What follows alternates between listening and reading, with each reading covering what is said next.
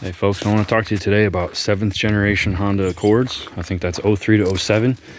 If you've got wet floor, wet trunk, or especially a stinky seat belt, this one's for you. Now, there's going to be people telling you that the interior, that the plastic seal that's in here, in the door, is allowing rainwater to run down in here and get the floor wet, and that's possible. You can also find people that are saying that if this door seal is no good, that's the issue, which is pulled off right now. The real issue is up in here. It's in your gutters. This is where the manufacturer stamps out the top of the car, they stamp out the sides of the car, and they stitch weld it together. They spot weld it along the seam, which is not a impervious seam. Spot weld will allow rainwater to penetrate through those two pieces of metal. It'll wick through. So what they do is they put sealant, and they don't put enough. They don't put enough sealant on the roof, in the trunk, anywhere. Now, if your spare tire well is full of water, right here, it's this. And what you'll have to do is scrape that old sealant up and put down some new stuff. And I recommend just getting a quality roof sealant from a metal roof supplier. So what happens, especially with the stinky seatbelt, is that the water seeps down in here, and this portion, look at it, it's a funnel. The B pillar of the car is a funnel. So the water leaks in, it gets right into here, and it collects, and it comes down. Now, if you've got these stains on your roof like this, that's what you're looking at. That shows your leakage. So I've got to seal both sides because I got the stain on the headliner there, the stain right there, all the way over on that, I don't know if you can see it, all the way over on this pillar. The water pours down this pillar, and it gets into the seatbelt reel. So, and you'll pull your seatbelt out, you'll let it dry. When you roll it back up, it'll stink again. You roll when you reel it in and then pull it back out the next time, it'll stink all over again. You'll think that you're putting your seatbelt down in a puddle. It's not that you're putting it in a puddle. It's that this fabric is like toilet paper. It wicks extremely, extremely well. And when you reel that seatbelt out all the way out like this, you get to the end of that spool.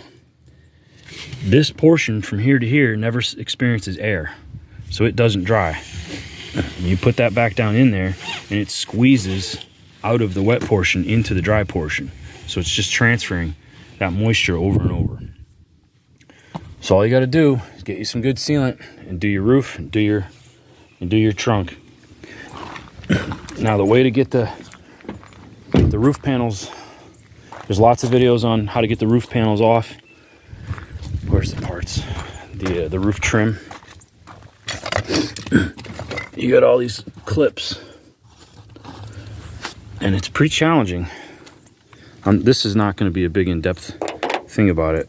I don't know if the shade, if you can, on my screen it looks like you can't even see it, but there's a little spot welded lug right there. It looks like a nail. These clips slide on, so you've got a clip here, a clip right there. So 1, 2, 3, and in the back it's a pull away. You have to start at the front, and the clips at the front are different and they're more complex. The front clip,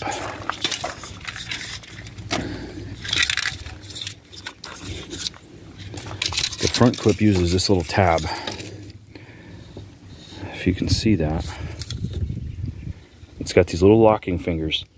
Use a paint stick to gently pry away, and some people use a screwdriver to push in those tabs. I found it much better to use a radiator puller, radiator hose puller pick tool, because then I can pull away. It was much more convenient to open the doors, stand in the door jamb, so I'm tall enough to lean over, and you just lift with a paint stirring stick, or some putty knives. They're gentle. When you first try to get in there, you go in with a putty knife, make enough room to get in with the paint stick and leave your paint sticks in there, And then you start looking for your clips, and you work from the center outwards like that.